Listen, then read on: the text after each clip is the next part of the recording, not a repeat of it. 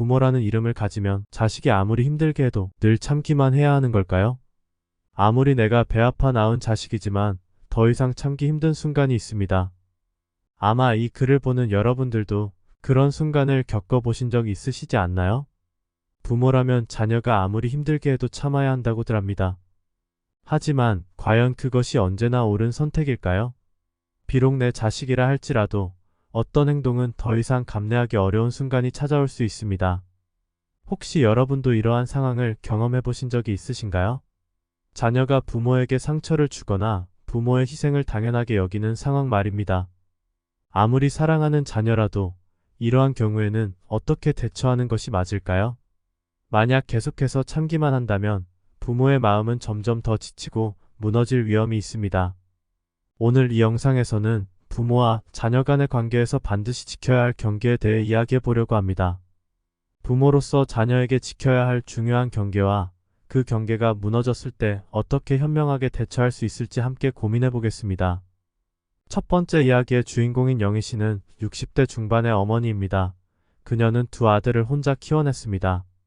많은 고생을 하며 자식들에게 최선을 다했고 두 아들이 잘 성장하길 바랐습니다. 하지만 큰아들이 30대 중반이 되었을 때 그의 삶은 예상치 못한 방향으로 흘러갔습니다.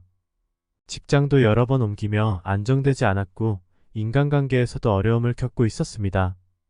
그러던 어느 날 아들은 술에 취해 집에 들어와 어머니에게 소리쳤습니다. 엄마, 내가 이렇게 된 건 다 엄마 때문이야. 엄마가 어릴 때 제대로 못 키워서 내가 이 모양 이 꼴이잖아. 어머니는 순간 당황했습니다. 자식을 위해서 평생을 희생했는데 돌아오는 것은 비난과 원망뿐이었습니다. 아들은 계속해서 어머니를 원망했습니다. 나한테 왜 그랬어? 아빠도 없었고 엄마는 돈 벌기 바빴지. 내가 이렇게 불행한 건 다 엄마 때문이야. 이 말들이 반복될수록 영희 씨의 마음속에는 깊은 상처가 쌓여갔습니다. 그녀는 자꾸만 자신을 탓하게 되었습니다. 정말 내가 잘못했을까? 내가 더 잘했어야 했나? 매일 밤 자식의 원망을 떠올리며 괴로워했습니다. 사랑과 희생으로 가득했던 관계가 이제는 고통스러운 짐으로 바뀌었습니다. 그 상처는 날이 갈수록 커졌고 그녀는 더 이상 자신을 돌볼 힘조차 없다고 느꼈습니다. 자식의 원망은 부모의 마음을 무너뜨리는 작은 돌처럼 매일 가슴속에 쌓입니다. 처음엔 별것 아닌 것 같지만 점점 그 돌들이 쌓이면서 부모는 자신이 무가치하다고 느끼게 되고 자존감이 무너집니다. 심리학에서는 이를 내면화된 자책이라고 합니다.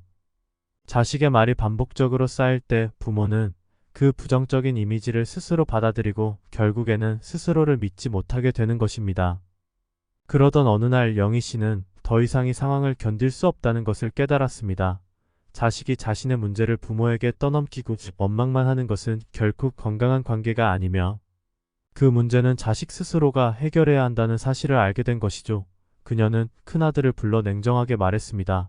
내 인생이 힘든 건 안타깝지만 그건 내 책임이 아니야. 나는 최선을 다해 너를 키웠고 이제는 내가 그걸 받아들이고 스스로 이겨내야 해. 아들은 처음에는 어머니의 말을 이해하지 못했습니다. 뭐 엄마가 어떻게 그럴 수 있어라고 반문했지만 어머니는 흔들리지 않았습니다.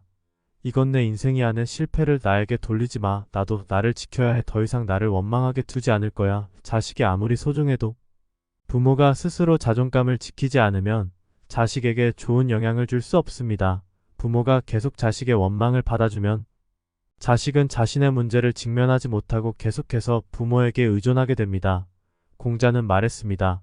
효란 부모를 위해 스스로 바르게 살아가는 것. 부모가 모든 걸 해결해 주는 것이 아니라 자식이 책임을 질 수 있게 하는 것이 진정한 효라는 것이죠. 영희 씨의 단호한 태도는 아들에게도 큰 변화를 가져왔습니다. 처음에는 아들이 당황했지만 시간이 지나면서 어머니의 말이 의미하는 바를 이해하기 시작했습니다. 아들은 자신의 실패를 직면하고 더 이상 어머니를 원망하는 대신 스스로 문제를 해결하려는 노력을 시작했습니다.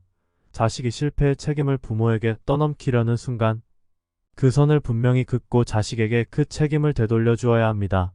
그래야만 자식도 성장하고 부모도 스스로를 지킬 수 있습니다.